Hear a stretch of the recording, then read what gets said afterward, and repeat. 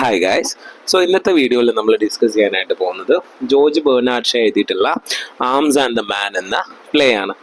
So നമ്മൾ ഈ പ്ലേനെ കുറിച്ച് നോക്കുകയാണെന്നുണ്ടെങ്കിൽ ജോർജ് ബെർണാഡ് ഷാൻ്റെ one of the best plays ആയിട്ട് തന്നെ നമുക്കിത് കണക്കാക്കാൻ പറ്റും. ഈ ജോർജ് ബെർണാഡ് ഷാ എന്ന് പറയുമ്പോൾ തന്നെ നമുക്കറിയാം പലതരം ഫിക്ഷണൽ റൈറ്റിങ്സ് എഴുതിയിട്ട് പരാജയപ്പെട്ട് അവസാനം എന്ത് ചെയ്യാണ് നമ്മളെ പിഗ്മാലിയൻ ഇതുപോലെ ആംസ് ആൻഡ് ദ മാൻ ഉള്ള പോലെയുള്ള പ്ലേസ് ഒക്കെ എഴുതിയിട്ടാണ് മൂപ്പർ ഈ ഏരിയയിലേക്ക് കടന്നു വരുന്നത്.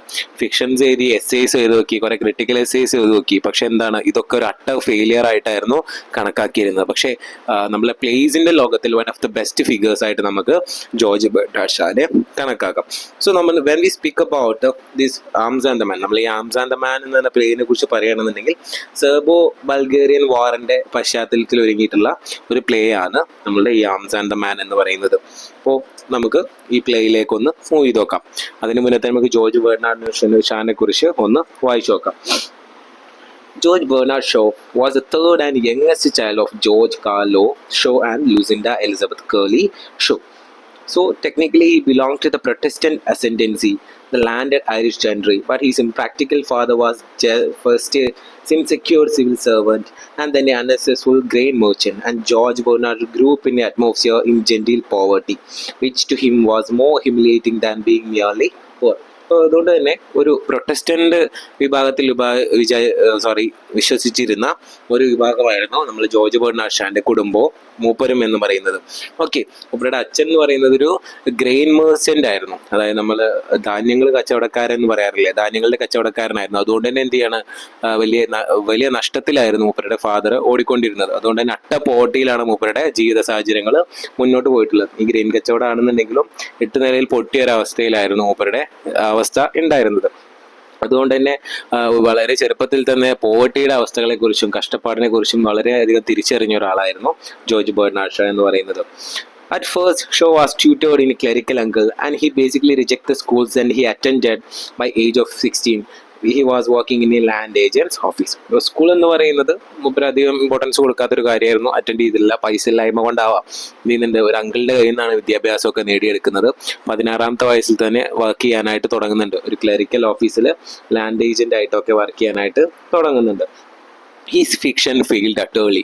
ഞാൻ പറഞ്ഞ പോലെ തന്നെ എന്താണ്, ഫിക്ഷൻ റൈറ്റർ എന്നുള്ള രീതിയിൽ, as a writer of fiction എന്നുള്ള രീതിയിൽ അട്ടേർലി ഫെയിലിയർ ആയിട്ടുള്ള ഒരു റൈറ്റർ ആയിരുന്നു ജോർജ് ബെർണാഡ് ഷോ.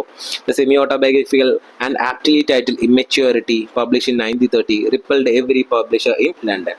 അപ്പോൾ മൂപ്പര് എഴുതിയിട്ടുള്ള മൂപ്പരുടെ തന്നെ ഓട്ടോബയോഗ്രഫിക്കൽ വർക്കായിട്ടുള്ള ഇമ്മച്യൂരിറ്റി എന്നുള്ള വർക്ക് ലണ്ടനിലെ എല്ലാ പബ്ലിഷേഴ്സും എന്ത് ചെയ്യുന്നുണ്ട്, ബഹിഷ്കരിക്കുന്നുണ്ട്, അല്ലെങ്കിൽ എടുക്കുന്നില്ല. His next 4 novels were similarly refused. അതിനുശേഷം എഴുതിയിട്ടുള്ള 4 നോവൽസ് എന്ത് ചെയ്തിട്ടുണ്ട്, എല്ലാവരും എതിർത്തിട്ടുണ്ട്. As most of the articles he submitted to the press of a decade. Shaw's initial literary work earned him less than 10 shillings a year. A fragment posthumously published as an unfinished novel in 1958 was his final forethought in fiction. അപ്പം എന്ത് ചെയ്യുന്നുണ്ട്, മൂപ്പർ എഴുതിയിട്ടുള്ള എല്ലാ fictional റൈറ്റിങ്സും എല്ലാ ഏജൻസും എല്ലാ പബ്ലിഷേഴ്സും എന്ത് ചെയ്യുന്നുണ്ട്, എഗെയിൻസ്റ്റ് ചെയ്തിട്ടുണ്ട്, അല്ലെങ്കിൽ എതിർത്തിട്ടുണ്ട്. 10 shilling പോലും നേടിക്കൊടുക്കാൻ മൂപ്പരുടെ റൈറ്റിങ്സുകൾക്ക് മൂപ്പർക്ക് കഴിഞ്ഞിട്ടില്ല. അതുകൊണ്ട് തന്നെ മൂപ്പർ എന്ത് ചെയ്തിട്ടുണ്ട്, ലാസ്റ്റ് ഫിക്ഷനായിട്ട് എഴുതിയിട്ടുണ്ട് അൺഫിനിഷ്ഡ് നോവൽ, പേരിടാത്തൊരു നോവൽ എഴുതിക്കൊണ്ടിരിക്കുക എന്ത് ചെയ്യണം, മനസ്സിലായി ഇതിൻ്റെ അവസ്ഥ ഇങ്ങോട്ട് തന്നെയാണ്. അതുകൊണ്ട് എന്ത് ചെയ്യാണ്, നമ്മളുടെ ഫിക്ഷൻ എഴുതാന്നുള്ള പരിപാടി അവിടെ നിർത്തിയിട്ടാണ് he enters to the world of plays, നമ്മളെ പ്ലേസ് എഴുതാന്നുള്ള ലോകത്തിലേക്ക് ജോർജ് ബെർണാഡ് ഷാ കടന്നു വരുന്നത്. Okay, now we have the play Arms and the Man which is set in the Bulgarian Siberian war. നമ്മൾ സൈബീരിയയും ബൾഗേറിയയും തമ്മിലുള്ള ഒരു വാറിൻ്റെ പശ്ചാത്തലത്തിൽ ഒരുങ്ങുന്ന ഒരു പ്ലേ ആണ് നമുക്ക് പഠിക്കാനായിട്ടുള്ളത്. സോ ഇതിലെ ക്യാരക്ടേഴ്സിനെ നോക്കുകയാണെന്നുണ്ടെങ്കിൽ റീന പെറ്റ്കോഫ്, ക്യാപ്റ്റൻ ബ്ലാൻഷ്ലി, മേജർ സെർജിയസ് സാരനോഫ്, ലൂക്ക, കാതറിൻ പെക്കോഫ്, മേജർ പോൾ പെക്കോഫ്. ഇപ്പോൾ ഒരു 6ഓളം വരുന്ന ക്യാരക്ടേഴ്സാണ് മേജറായിട്ടും ഈ പ്ലേയിലുള്ളത്. അപ്പോൾ നമ്മൾ റീന പെക്കോഫിനെ കുറിച്ച് നോക്കുകയാണെന്നുണ്ടെങ്കിൽ എന്താണ്, Raina Petkoff is a plays main character and the heroine of this play. ഈ പ്ലേയിലെ ഹീറോയിൻ ആയിട്ട് കണക്കാക്കപ്പെടുന്ന ഒരാളാണ് Reena പെക്കോഫ്. Captain Bluntschli, a Swiss mercenary fighting for the Serbs and Reina's love interest.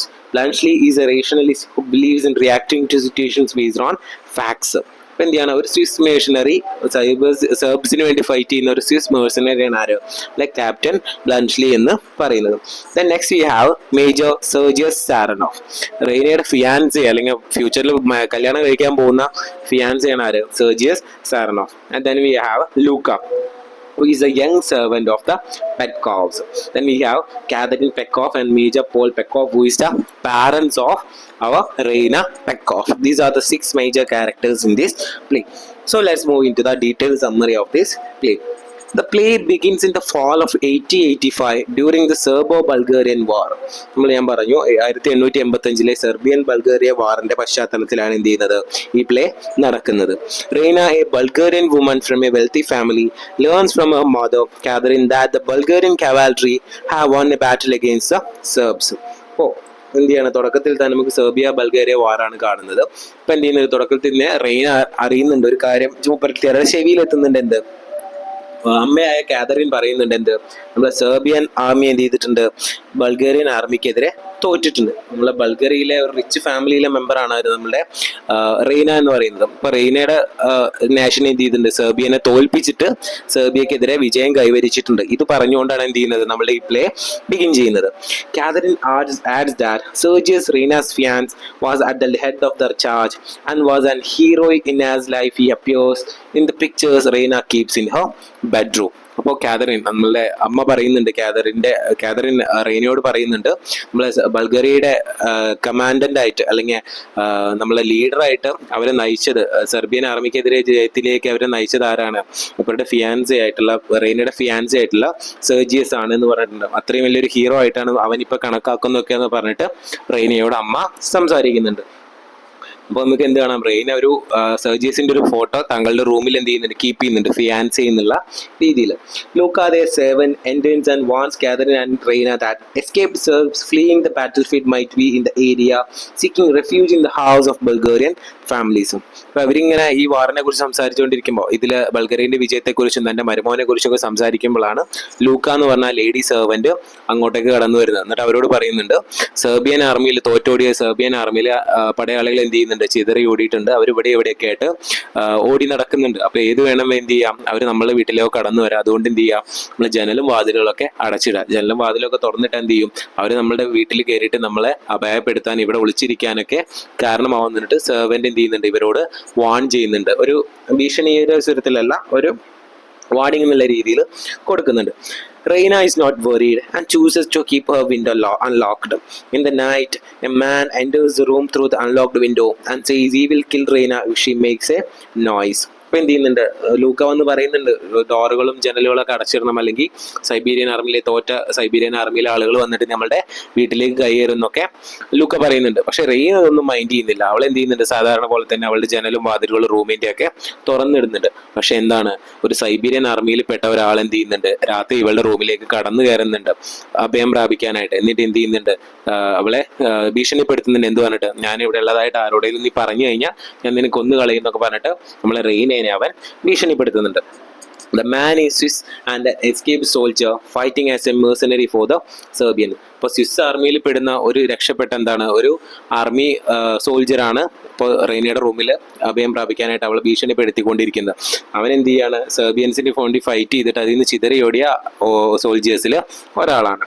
Okay, Reina is shocked to see that the man is tired and hungry, that he does not glorify battle and that he is merely happy to have escaped the carnage alive. ഇപ്പം എന്ത് ചെയ്യുന്നുണ്ട്, മൂപ്പര് കണ്ടപ്പോൾ തന്നെ റെയ്നയ്ക്ക് പോകാൻ തോന്നുന്നുണ്ട്. അത്രയും അവശനായിട്ട് വിശന്ന് വലഞ്ഞാണ് റെയ്നയുടെ റൂമിൽ എത്തിയിട്ടുള്ളത്. ഇപ്പം എന്ത് ചെയ്യുന്നുണ്ട്, വന്നപ്പോൾ തന്നെ വാറിനെ കുറിച്ചോ വാറിന്റെ പശ്ചാത്തലത്തെ കുറിച്ചോ അല്ലെങ്കിൽ എങ്ങനെയാണ് തോറ്റു എന്നൊന്നും പറഞ്ഞിട്ട് അവിടെ നിന്ന് ഡയലോഗ് അടിക്കുകയല്ല ചെയ്യുന്നത്. മൂപ്പര് എന്ത് ചെയ്യുന്നുണ്ട്, ആ യുദ്ധത്തിൽ നിന്ന് രക്ഷപ്പെട്ടതിന് എല്ലാവരോടും നന്ദി പറഞ്ഞിട്ട് അവിടെ ഇരിക്കുകയാണ് ചെയ്യുന്നത്.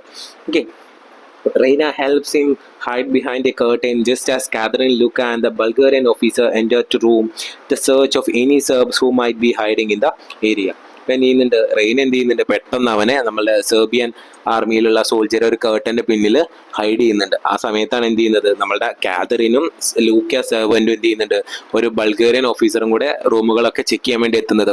ഇനി ഏതാനും എങ്ങനെയും ഏതെങ്കിലും സാഹചര്യത്തിൽ ഏതെങ്കിലും സെർബിയൻ ആർമിയിൽ പെട്ട ആളുകൾ റൂമിലേക്കോ അല്ലെങ്കിൽ വീട്ടിലേക്കോ കയറിയിട്ടുണ്ടോ എന്ന് ചെക്ക് ചെയ്യാൻ വേണ്ടിയിട്ട് എത്തുന്നത്. ഈ സമയത്ത് എന്ത് ചെയ്യുന്നുണ്ട്, റെയ്ന ഇയാളുടെ അവസ്ഥ കണ്ടിട്ട് പാവം തോന്നിയിട്ട് അയാളെ ആ കർട്ടന്റെ പിന്നിൽ ഒളിച്ചു വെക്കുന്നുണ്ട്. Okay, Reina convinces them that no one is in her room and they leave.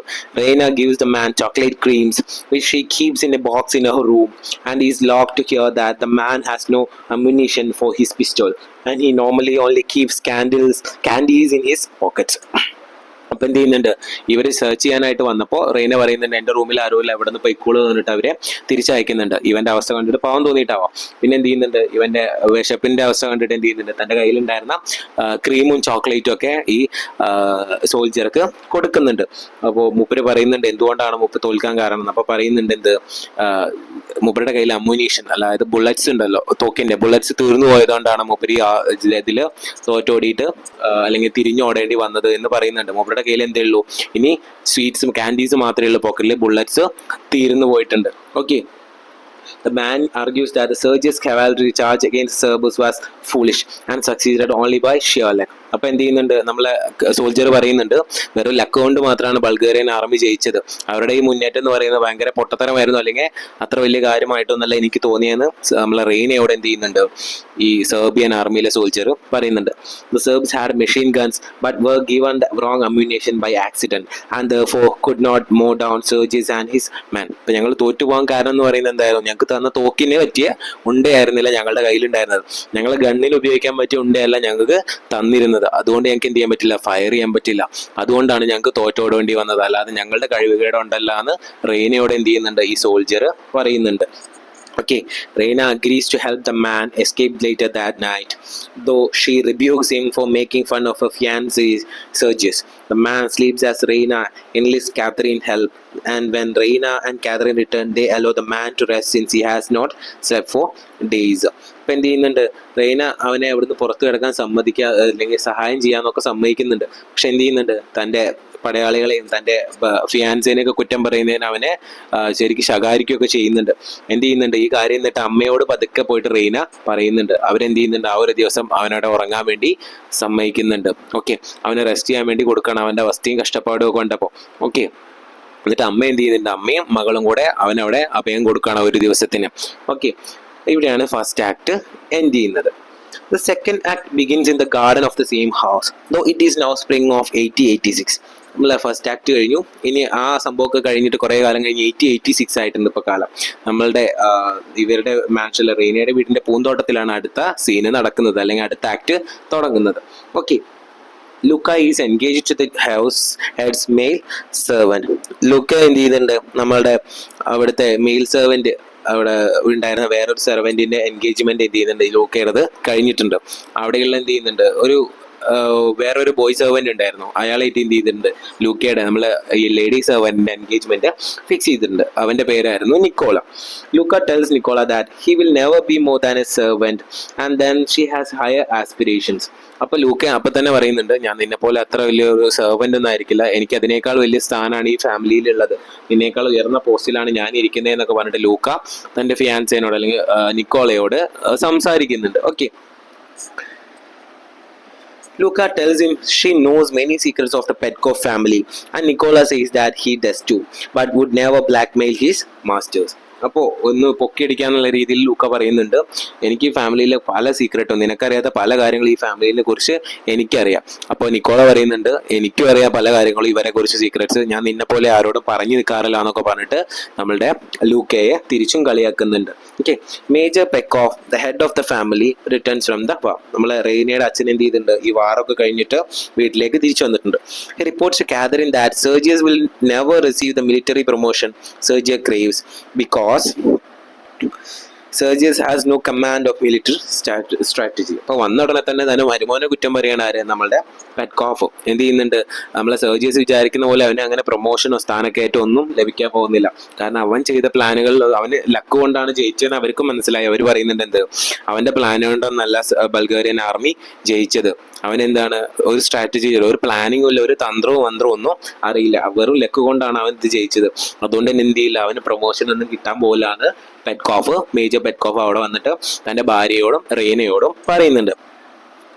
Sergius enters and is greeted warmly by the family and especially by Reina, who still consider him as a hero. ആ സമയത്താണ് എന്ത് ചെയ്യുന്നത്, Sergius മരുമോൻ അങ്ങോട്ട് കടന്നു വരുന്നത്. അപ്പോൾ എല്ലാവരും എന്ത് ചെയ്യുന്നുണ്ട്, അവനെ ഗ്രീറ്റ് ചെയ്യുന്നുണ്ട്. അവന് അതിനേക്കാൾ നല്ലൊരു വെൽക്കം ആര് കൊടുക്കുന്നുണ്ട്, റെയ്ന അവന് കൊടുക്കുന്നുണ്ട്. കാരണം അവൻ ഇപ്പോഴും ഒരു ഹീറോ ആയിട്ടാണ് നമ്മളെ റെയ്ന കണക്കാക്കുന്നത്. Sergius says that he has abandoned his commission in the army out of anger, that he will never be more up in the ranks. അപ്പോൾ സെർജിയസ് അവളോട് പറയുന്നുണ്ട്, എനിക്ക് ഇനി പ്രൊമോഷൻ ഒന്നും ലഭിക്കാൻ പോകുന്നില്ല. കാരണം എന്തുണ്ട്, എന്നെ മുതിർന്നവരെ ഞാൻ എതിർത്തിട്ട് ഇറങ്ങി വന്നിട്ട് നിൽക്കുകയാണ് ഞാൻ. അതുകൊണ്ട് എനിക്ക് ഇനി പ്രൊമോഷൻ കിട്ടുമെന്ന് എനിക്ക് ആഗ്രഹമില്ല. Sergius and Petkov tell a story about they heard about this soldier being hidden by two Bulgarian women during the soldiers' retreat. Catherine and Reina realize the story is about them but do not say anything. അത് കഴിഞ്ഞതിന് ശേഷം, ഈ സീനൊക്കെ കഴിഞ്ഞതിന് ശേഷം എന്ത് ചെയ്യുന്നുണ്ട്, പെറ്റ്കോഫും major പെറ്റ്കോഫും നമ്മളെ സെർജിയസും കൂടെ രണ്ട് ബൾഗേറിയൻ വുമൻ പണ്ട് വാറിന്റെ സമയത്ത് ഒരു സൈബീരിയൻ സോൾജറെ ഹെൽപ്പ് ചെയ്ത കഥ ഇവരോട് പറയുന്നുണ്ട്. അത് ആരാണെന്ന് കണ്ടുപിടിക്കാനുള്ള തിടുക്കത്തിലാണ് അവർ ഇവരോട് റിവീൽ ചെയ്യുന്നുണ്ട്. അപ്പോഴാണ് എന്ത് ചെയ്യുന്നത്, കാതറിനും റെയ്നയും ഞെട്ടുന്നത്. ഇവർ പറയുന്ന ആ രണ്ട് ലേഡീസ് ആരാണ്, ഞാനാണ്, ഞങ്ങളാണ് എന്ന് അവർക്ക് മനസ്സിലാവുന്നുണ്ട്. ഓക്കെ, അവരെന്ത് ചെയ്യുന്നില്ല, ആരോടും പറയുന്നതെന്നെല്ലാം മിണ്ടാതെ ഇരിക്കുന്നുണ്ട്. Sergius speaks with Louka in private and begins flirting with. നമ്മുടെ സെർജിയസിന്റെ സ്വഭാവം നമുക്ക് മനസ്സിലായല്ലോ, ഒരു ഫ്ലേർട്ടേഷ്യസ് ബിഹേവിയർ ഉള്ള ഒരാളായിരുന്നു നമ്മുടെ സെർജിയസ് എന്ന് പറയുന്നത്. അപ്പോഴേ മൂപ്പര് എന്ത് ചെയ്യുന്നുണ്ട്, നമ്മളെ ലൂക്ക എന്നുള്ള സെർവന്റിനെ അവിടെ കാണുമ്പോൾ അവളായിട്ട് ഫ്ലേർട്ട് ചെയ്യാനൊക്കെ ശ്രമിക്കുന്നുണ്ട്. Louka reveals to Sergius that Raina might not remain faithful to Sergius and Sergius is taken back. ഇപ്പം എന്ത് ചെയ്യുന്നുണ്ട്, അവളെ ലൂക്കയ്ക്ക് എന്താണ്, ഒരു സെർവൻ്റ് ആയിട്ട് നിൽക്കാൻ ഒരിക്കലും താല്പര്യമില്ല. എങ്ങനെയും ഒരു ഹയർ പൊസിഷനിൽ അല്ലെങ്കിൽ ഒരു ഹയർ റാങ്കിലുള്ള പോലീസുകാരനെയൊക്കെ കല്യാണം കഴിക്കണം എന്നാണ് 36 ആഗ്രഹം. അപ്പോൾ ആദ്യത്തെ ഒരു പാര എന്നുള്ള രീതിയിൽ റെയ്നയെ കുറിച്ച് അവരവിടെ കുത്തിത്തിരിപ്പുണ്ടാക്കുന്നുണ്ട്. എന്താ പറയുന്നത്, റെയ്ന എന്ന് പറയുന്നത് നീ വിചാരിക്കുന്ന പോലെ ഒരു ലോയൽ ആയിട്ടുള്ള വൈഫോ ലേഡിയോ ഒന്നല്ല. അവള് കുറെ ഉടായ്പകളൊക്കെ ചെയ്തിട്ട് ജീവിക്കുന്നവളാണ്. അവൾ എന്ത് ചെയ്യുന്നുണ്ട്, അവളൊക്കെ ലൈഫിൽ കുറെ സീക്രട്സ് ഒക്കെ ഉണ്ട് എന്ന് പറഞ്ഞിട്ട് നമ്മളെ സെർജിയസിനോട് ഇവള് വെറുതെ കുത്തിത്തീർപ്പുണ്ടാക്കുന്നുണ്ട്. They exit. A man named Bluntschli enters the family garden and Luca brings to him Catherine. Catherine realizes that he's the man that hid in Reina's room, that same man that she and Reina helped escape. അപ്പോഴാണ് എന്ത് ചെയ്യുന്നത്, നമ്മളെ ബ്ലൻഷ്ലി എന്ന് പറയുന്നത് ആരാണ്, ആദ്യം നമ്മള് രക്ഷിച്ചില്ലേ ആ സൈബീരിയൻ സോൾജറുടെ പേരാണ് ബ്ലൻഷ്ലി എന്ന് പറയുന്നത്. ബ്ലൻഷ്ലി എന്ത് ചെയ്യുന്നുണ്ട്, ഈ രണ്ടുപേരും കാണാനായിട്ട് ഈ വീട്ടിൽ എത്തിയിട്ടുണ്ട്. ലൂക്ക് എന്ത് ചെയ്യുന്നുണ്ട്, ഇയാൾക്ക് അറിയില്ലല്ലോ,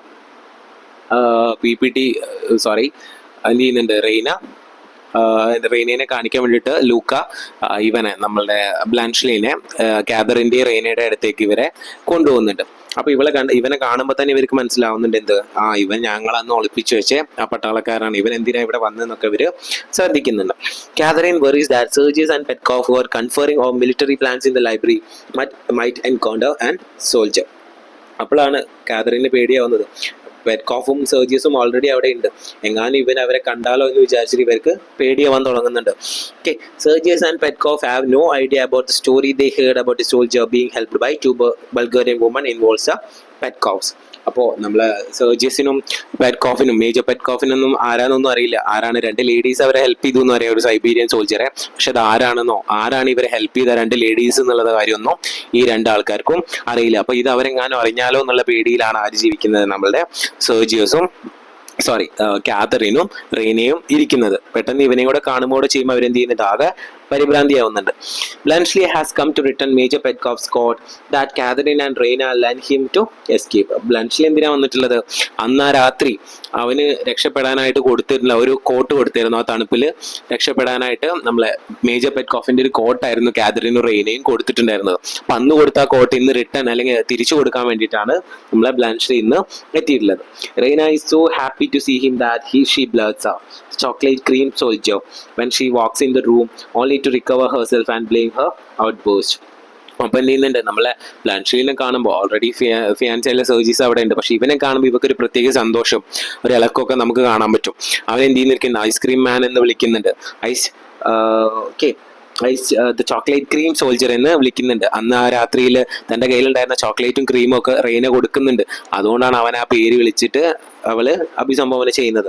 ഇപ്പം എന്ത് ചെയ്യുന്നുണ്ട്, അവള് റൂമിലെത്തിയിട്ട് അവളുടെ സ്വന്തം ഉണ്ടാകുന്ന ഈ പെരുമാറ്റത്തിലൊക്കെ അവള് സ്വയം ബ്ലെയിം ചെയ്യുന്നൊക്കെ ഉണ്ട്. On Nicola, Petkov and Sergius, who have in fact already met Bluntschli during the war and asked Bluntschli to stay and pass the time. അപ്പോൾ ഇവൻ ആരാന്നൊന്നും ആർക്കറിയില്ല, സെർജിയസിനും പെറ്റ്കോഫിനും അറിയില്ല.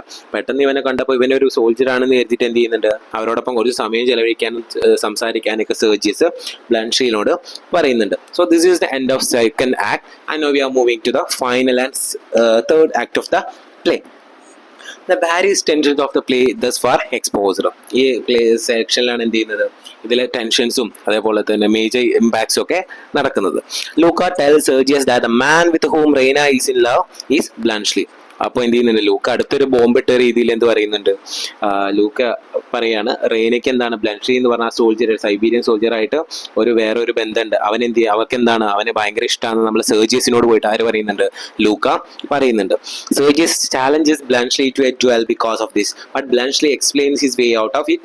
അപ്പോൾ എന്ത് ചെയ്യുന്നുണ്ട്, ഇത് കേട്ടപ്പോൾ തന്നെ സെർജിയസിന് ദേഷ്യം വരികയാണ്. അവനെ പുറമെ വെച്ചിട്ടൊരു പോരാട്ടത്തിന് അല്ലെങ്കിൽ ഒരു യുദ്ധത്തിനൊക്കെ വേണ്ടിയിട്ട് അവനെ ക്ഷണിക്കുന്നുണ്ട്. പക്ഷെ അവൻ എന്ത് ചെയ്യുന്നു, നൈസായിട്ട് എന്ന് തെന്നി മാറുന്നുണ്ട്. A picture of herself that Reina placed in her father's clock for Blanchely to find is exposed, proving that Reina has not been entirely truthful to Sergius. ഈ സമയത്താണ് എന്ത് ചെയ്യുന്നത്, ആ കോട്ടൻ്റെ ഉള്ളിൽ നിന്ന് നമ്മളെ ബ്ലാൻഷ്ലിയുടെ ഒരു ഫോട്ടോ ആർക്ക് കിട്ടുന്നത്, നമ്മുടെ സെർജിയസിന് കിട്ടുന്നത്. ഇത് കണ്ടപ്പോൾ തന്നെ അവന് മനസ്സിലായി തുടങ്ങി റെയ്നയ്ക്ക് എന്താണ് ഇവനോടാണ് താല്പര്യം, എന്നോട് അത്രയും ട്രൂത്ത്ഫുൾ ആയിട്ടുള്ള ഒരാളെന്നല്ല റെയ്ന, ഇവക്ക് എന്താണ് ഇവനോട് താല്പര്യം തുടങ്ങിയിട്ടുണ്ട് എന്ന് സെർജിയസിനും മനസ്സിലാവുന്നുണ്ട്. Raina admits that she has had feelings for Blanchely since they first met. അപ്പോൾ ഇവൻ ക്വസ്റ്റ്യൻ ചെയ്യുമ്പോൾ റെയ്ന എന്ത് ചെയ്യുന്നുണ്ട്, സമ്മതിക്കുന്നുണ്ട്, അവനെ കണ്ടത് മുതലേ എനിക്ക് അവനോട് ചെറിയ ഫീലിങ്സ് ഒക്കെ ഉണ്ടാവാൻ തുടങ്ങിയിട്ടുണ്ട്. Major Petkoff is aghast when Blanchely acknowledges that he has loved Reina. Sergius and Luca reveal that they have been having a secret affair at Sergius' instigation, and Nicola releases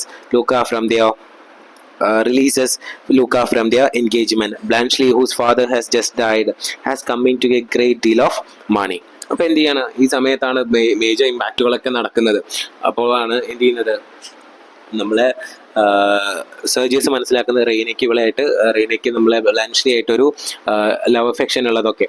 ഈ സമയത്ത് തന്നെ നമ്മളെ Nikola servant നമ്മളെ ആരായിട്ട് ഇവളായിട്ട് കല്യാണം ഉറപ്പിച്ചിട്ടുണ്ട്, ലൂക്കയായിട്ട് കല്യാണം ഉറപ്പിച്ചിട്ടുള്ള servant മനസ്സിലാക്കുന്നത് എന്ത്, സെർജിയസിനും ലൂക്കയും തമ്മിൽ ഒരു എക്സ്ട്രാ മാരിറ്റൽ അഫെയർ അല്ലെങ്കിൽ ഒരു എക്സ്ട്രാ അഫെയർ ഫാമിലിയിൽ ഗോയിങ് ഓൺ ചെയ്യുന്നുണ്ട്. ഇത് അറിഞ്ഞ ഉടനെ എന്ത് ചെയ്യണം, നമ്മളുടെ നിക്കോള അവർ ഓൾറെഡി എൻഗേജ്മെന്റ് ആയിരുന്നു, നിക്കോളയും ലൂക്കയും ആ എൻഗേജ്മെന്റ് പിന്മാറൊക്കെ ചെയ്യുന്നുണ്ട്. ആ സമയത്താണ് നമ്മളുടെ ബ്ലാൻഷ്ലിയുടെ അച്ഛൻ മരിച്ചിട്ട് അവിടെയൊക്കെ ആയിരുന്നു, ആകെ കഷ്ടപ്പാടിലായിരുന്നു. ഓക്കെ, അപ്പോൾ അവൻ എന്ത് ചെയ്യാണ്, ഈ റെയ്നയായിട്ടുള്ള ഈ ഇഷ്ടത്തിന്റെ കാര്യമൊക്കെ പറഞ്ഞപ്പോൾ അവൻ ഭയങ്കര സന്തോഷത്തിലാണ്. കാരണം അത്രയും വെൽത്തി ആയിട്ടുള്ള ഒരു ഫാമിലിക്ക് അവനൊരു അലയൻസ് കിട്ടാന്ന് പറയുന്നത് അവന് സ്വപ്ന ജോലിയായിരുന്നു. Okay, so Reina's parents are glad to marry her off to him and his handsome fortune. അപ്പോൾ നമ്മളെ സെർജിയസിന്റെ സ്വഭാവം മനസ്സിലായപ്പോഴും അവന് ലൂക്കയോട് ഒരു എക്സ്ട്രാ മാരിറ്റൽ അഫെയർ ഒക്കെ ഉണ്ട് എന്ന് പറഞ്ഞപ്പോൾ എന്ത് ചെയ്യാണ്, നമ്മളെ റെയ്നയുടെ പാരൻസ് എന്ത് ചെയ്യാണ്, റെയ്നയെ നമ്മളെ ബ്ലാൻഷ്ലിക്ക് കല്യാണം കഴിക്കാൻ വേണ്ടിയിട്ട് കുഴിച്ചു കൊടുക്കാൻ വേണ്ടിയിട്ട് തീരുമാനിക്കുന്നുണ്ട്, അവൻ്റെ ഫോർച്യൂൺ അവൻ്റെ ഹാൻഡ്സംനെസ് ഒക്കെ കണ്ടപ്പോൾ. Raina is reveal to be 23 rather than 17, enabling Blanchely in good conscience to ask her hand in marriage. അപ്പോഴേക്ക് റെയ്നയ്ക്ക് എന്തായിട്ടുണ്ട്, 23 വയസ്സായിട്ടുണ്ട്. അപ്പോൾ ബ്ലാൻഷ്ലി എന്ത് ചെയ്യുന്നുണ്ട്, അവളുമായിട്ടുള്ള കല്യാണത്തിന് സമ്മതിക്കുന്നുണ്ട്. Blanchely promises to hire Nicola, whom he admires, to run the hotels he just received part of inheritance. അപ്പോൾ എന്ത് ചെയ്യുന്നു, Nikola കാരണമാണ് ഇതൊക്കെ സംഭവിച്ചതെന്ന് ആർക്കറിയാം, ഇവനറിയാം. കാരണം നിക്കോളയാണ് റിവീൽ ചെയ്തത് ലൂക്കയും നമ്മളെ സെർജിയസും നമ്മളൊരു എക്സ്ട്രാ മാരിറ്റൽ അഫെയർ ഉണ്ട് എന്നൊക്കെ റിവീൽ ചെയ്തത്. അതുകൊണ്ടാണ് എന്ത് ചെയ്യുന്നത്, നമ്മളെ ബ്ലാൻഷ്ലിക്ക് ഇത്തരത്തിലുള്ള സ്വപ്നം കാണാൻ പറ്റാത്തൊരു ബന്ധം കിട്ടുന്നത്. അപ്പോൾ എന്ത് ചെയ്യുന്നുണ്ട്, നമ്മളെ നിക്കോളേനെ ഹോട്ടലിൻ്റെ മാനേജറൊക്കെ ആയിട്ട് അത് ലേറ്റർ ബ്ലാൻഷ്ലി ഹയർ ചെയ്യുന്നുണ്ട്. കാരണം അവൻ എന്ന് പറയുന്നത് എന്താണോ, അത്രയും നല്ലൊരു ഫ്രണ്ടായിട്ടാണ് അവന് തോന്നിയത്. അവന് പിന്നെ ഇനി തൊട്ടാരാണ് ഈ പ്രോപ്പർട്ടീസൊക്കെ, റെയ്നയുടെ പ്രോപ്പർട്ടീസൊക്കെ ഇനി നടത്തുന്നുണ്ടാവുക ഒബ്വിയസ്ലി നമ്മളുടെ ആരായിരിക്കും, ബ്ലാൻഷ്ലി ആയിരിക്കും. So Sergius accepts Luca as his lover in public, thus satisfying Luca's desire to move up in the social ranks. The play ends with Sergius exclaiming of Blanchely, "What a man!" പിന്നെ എന്ത് ചെയ്യുന്നുണ്ട് നമ്മളുടെ Sergius private ആയിട്ട് പൊതുജനങ്ങൾക്ക് മുന്നിൽ പബ്ലിക്കായിട്ട് പറയുന്നുണ്ട് എന്ത്, ഞാൻ ലൂക്കയായിട്ട് ഇഷ്ടത്തിലാണ്, ഞാൻ അവളെ കല്യാണം കഴിക്കാൻ പോകുന്നുള്ള കാര്യം അവൻ റിവീൽ ചെയ്യുന്നുണ്ട്. ഓക്കെ, അപ്പോൾ നമുക്ക് ഇവിടെ കാണാൻ പറ്റും ലൂക്കയുടെ ആ ഫോർച്യൂണ് അവൾക്ക് എന്തായിരുന്നു, ഒരിക്കലും സെർവൻ്റ് ആയിട്ട് നിലകൊള്ളുണ്ടായിരുന്നില്ല, ഒരു നല്ലൊരു വെൽത്തി മാൻ്റെ വൈഫ് ആവണം എന്നായിരുന്നു ആഗ്രഹം. അത് ഇവിടത്തോടെ സാധ്യമാവുന്നുണ്ട്. സോ ഈ പ്ലേയുടെ എൻഡിൽ നമുക്ക് കാണാൻ പറ്റുന്നത് സെർജിയസ് എന്ത് ചെയ്യാണ്, വാട്ട് എ മാൻ എന്ന് പറഞ്ഞിട്ട് ബ്ലൻഷ്ലിന് കമന്റ് ചെയ്തുകൊണ്ടാണ് ഈ പ്ലേ എൻഡ് ചെയ്യുന്നത്. എന്തുകൊണ്ടായിരിക്കും? അവന്റെ ഇന്നത്തെ അവസ്ഥ കണ്ടിട്ടാവും. ഒന്നുമല്ലാത്ത അവസ്ഥയിൽ നിന്ന് അവൻ ഇന്നൊരു വെൽത്തി മാൻ്റെ മരുമോനായിട്ട് അല്ലെങ്കിൽ ഒരു നല്ലൊരു റാങ്കിൽ ഇരിക്കുന്ന ഒരാളായിട്ട് ഇന്ന് മാറിയിട്ടുണ്ട്. സോ അത് പറഞ്ഞുകൊണ്ടാണ് എന്ത് ചെയ്യുന്നത്, നമ്മളുടെ ഈ പ്ലേ എൻഡ് ചെയ്യുന്നത്. Okay, that's all about the play. Thank you.